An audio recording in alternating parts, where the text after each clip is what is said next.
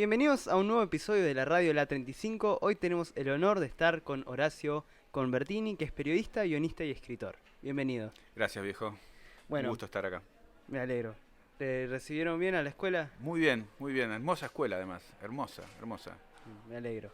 En primer lugar, queremos agradecer su presencia en la radio y nos gustaría que le cuentes a nuestra audiencia dónde naciste, cuándo y cómo comenzaste a escribir. Bueno, nací en Buenos Aires, en el barrio de Pompeya, en 1961, es decir, que tengo 61 años.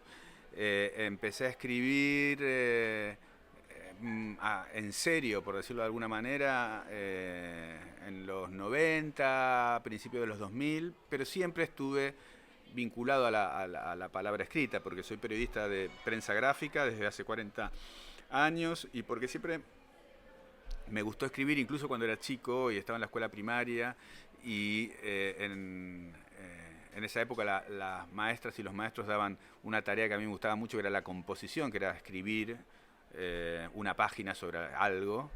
En general había dos formas de composición: la composición tema algo, que eso era el que menos me gustaba, porque en general era un tema vinculado a fechas patria o qué sé yo, y después había otro que era composición tema libre, que ahí sí uno podía volar y escribir las cosas que me interesaban en esa época, ¿no? Sí. Bueno, teniendo en cuenta que sos periodista, queremos saber cómo relacionás tu tarea que se encarga de buscar información real con el arte de hacer ficción. No, no tiene ninguna relación. Ok. Yo diría que son primas hermanas que mejor no juntar, la literatura y el periodismo mejor no juntar.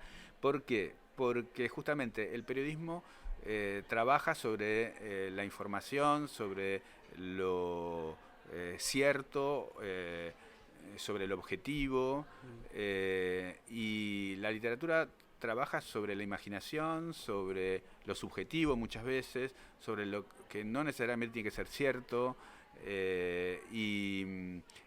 un área de la invención, la literatura, de la libertad creativa, de inventar y crear mundos, situaciones, personajes, historias, conflictos, dramas, tragedias, y el periodismo está para registrar lo que ocurre. Bien. Bueno, teniendo en cuenta que sabemos que te gusta mucho el fútbol, queríamos consultarte qué elementos autobiográficos hay en las historias que escribís.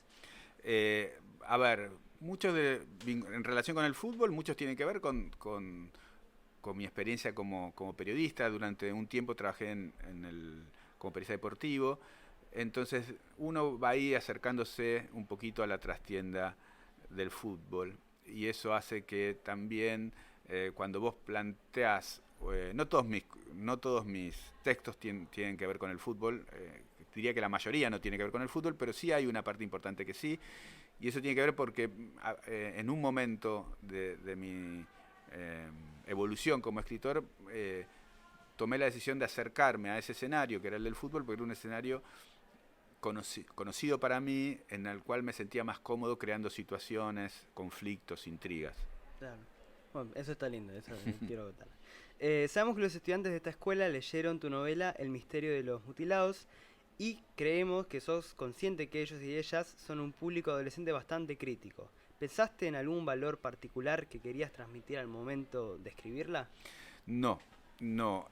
A ver, me hicieron una pregunta a los chicos recién que iba por ese camino.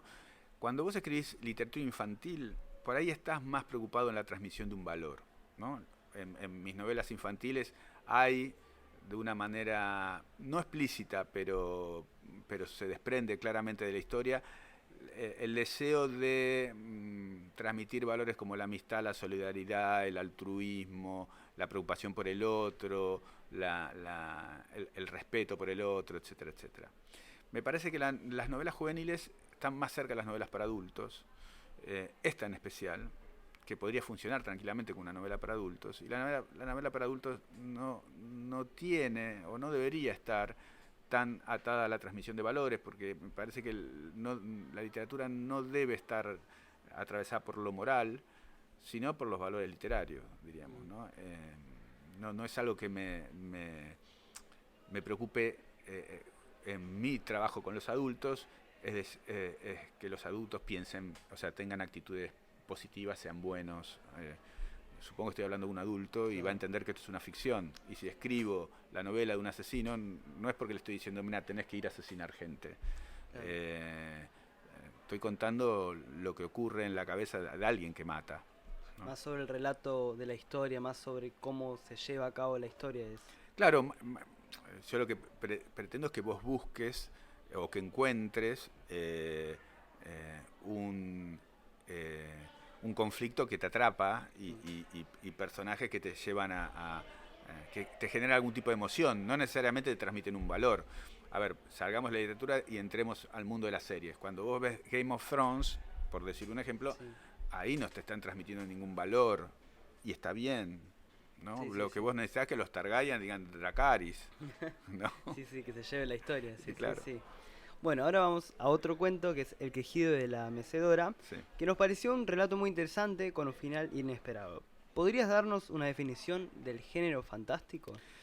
Del género fantástico, una definición. Yo soy medio renuente a dar definiciones tajantes, pero a ver, es un relato que ahí bordea el terror, ¿no? Y lo fantástico. Estamos frente a un relato que tiene toda la construcción, toda una construcción realista.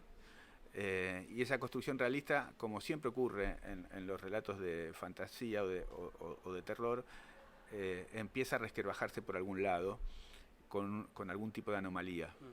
Eh, en, en este caso, la anomalía está en el quejido de la mecedora, donde teóricamente está la madre del narrador desde hace años, que no ha querido salir, se ha encerrado en una habitación y no ha querido salir nunca más por la vergüenza que le causó una infidelidad de su marido. Entonces, eso que podría ser un relato que así dicho podría ser absolutamente realista, van a aparecer elementos que rompen con ese realismo. Elementos que son como las miguitas de Hansel y Gretel, ¿no? Sí. Muy chiquititas, pero te van conduciendo, si vos las vas recogiendo, te vas conduciendo que algo raro está pasando ahí arriba, en esa habitación, donde se escucha todo el tiempo el quejido de la mecedora. Y el que lo advierte en general, el que lo advierte no es el personaje que narra, que es el personaje que es el hijo de la mujer que está imbuido en ese universo, sino con la persona que viene de afuera. Sí, que escucha.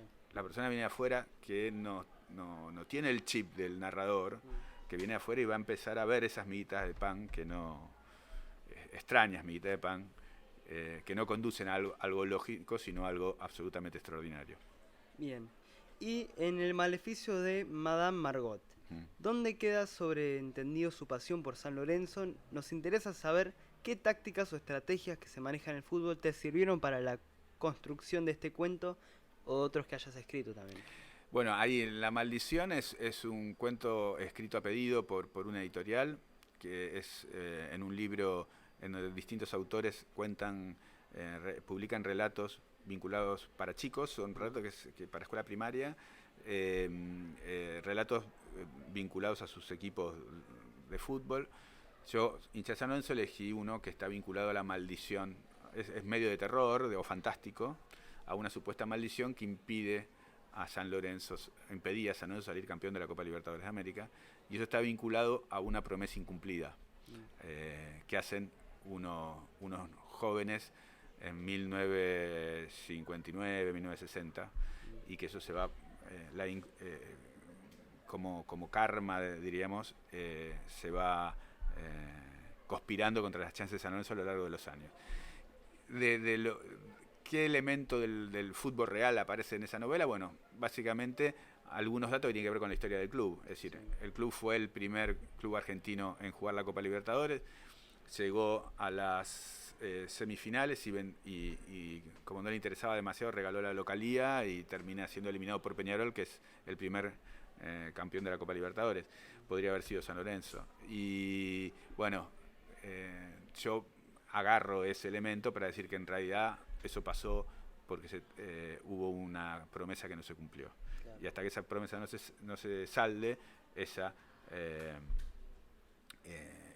maldición va a seguir vigente. Bueno, con el Mundial de México 86 pasa algo parecido. No sé si que fueron a pedirle a la Virgen de Tilcara que los ayudara, que ellos salieron campeones del mundo y según dice el folclore del fútbol nunca volvieron y por eso Argentina no puede salir campeón del mundo. Sí, la conocía. Ahora, en esta radio siempre nos gusta ir para más que nada lo personal y también ir a la parte más profesional. Ahora queríamos hacerte una pregunta que es si podés definir en 5 palabras tu trayecto en Clarín. En 5 palabras, es un trayecto largo, sinuoso, desafiante, y ya dije largo, sinuoso, desafiante, dije 3, y muy enriquecedor en términos profesionales. Bueno, y fue un lindo trayecto entonces por cómo lo describís de... Sí, pero que eso no implica que no haya estado lleno de momentos de zozobra, como todos los trayectos largos. Yo llevo 25 años en Clarín. No fue todo coser y cantar. Hay momentos en donde vos estás más cómodo con el proyecto que tenés a cargo o en el cual participás, otros momentos en que estás más incómodo, hay temas que son más afines a vos, hay temas que son menos afines a vos, hay decisiones que tomás que te gustan y la defendés porque te parece que están bien, y hay decisiones que tomás que decís, uy, no estuve bien esto que hice. Creo que es el devenir de toda profesión, periodística o de cualquiera. Sí. Bueno, para finalizar, ¿qué mensaje le dejarías hoy en día a los jóvenes? Qué responsabilidad a las generaciones. Bueno, mira, en función de mi experiencia y ya restringiéndonos al ámbito en el que estamos, que es el ámbito, estamos en una escuela secundaria, en un momento en donde todos están definiendo su futuro laboral o profesional, mi recomendación es que busquen seguir lo que sienten que les gusta y que no se dejen influenciar tanto por el deber ser. Un deber ser que puede venir por el lado de la familia muchas veces. Tenés que ser ingeniero electrónico. O por el lado de las modas. No, hoy hay que hacer la posta, que hoy hay que ser tal cosa. Me parece que hay que buscar en uno qué es lo que uno se siente cómodo, qué es lo que uno le gusta, y en base a eso probar por ese lado, independientemente si tiene grandes o no grandes posibilidades laborales, económicas. Yo fracasé en varias carreras universitarias y entonces sé lo que es el tropiezo, diríamos, ¿no? Y también sé lo que es descubrir, sentarse en un aula y descubrir, esto era lo que me gustaba. Pero claro, ¿cómo no se me ocurrió antes? ¿Cómo tardé 3 años en llegar acá? ¿No? Sí. Es como de golpe hace, sí, era esto, y te desesperas. Ahí no te pesan las horas, no te pesa el cansancio. Es eso. Bueno, hay que descubrir eso. Sí. Bueno, eso es un lindo mensaje, más que nada porque somos una escuela técnica, siempre está, no, hay que elegir computación, no, hay que elegir automotores, y es una linda reflexión también para los chicos que nos escuchan, para también hacerles entender que es solo como un paso para seguir, que no te define. No te define, además está permitido equivocarse. Exactamente. O sea, no hay que ser infalible.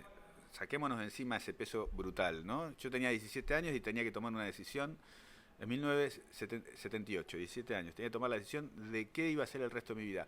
Era un peso brutal. Yo quería salir con chicas, quería jugar a la pelota, quería divertirme y tenía que tomar esa decisión. Y tomé mal la decisión. Sí, la tomé mal. Entonces, y está bien que por suerte la tomé mal. Y por suerte di un paso atrás y por suerte investigué, busqué a ver qué podía hacer, hasta que finalmente encontré el camino que era el periodismo y dije, no, es por acá, y aposté. Uno se puede equivocar, tiene tiempo, y tiene que escucharse y pensar y animarse a dar el paso, aunque ese paso sea un poquito riesgoso. Si no te arriesgas a los 18 años, ¿cuándo? Sí, nunca. Nunca. Bueno, muchas gracias por venir, Horacio. Agradecemos, es un honor tenerte acá en la radio. Y con esto finalizamos el programa. Así que nada. Bueno, muchas gracias a ustedes, chicos, y bueno, mucha suerte con el industrial.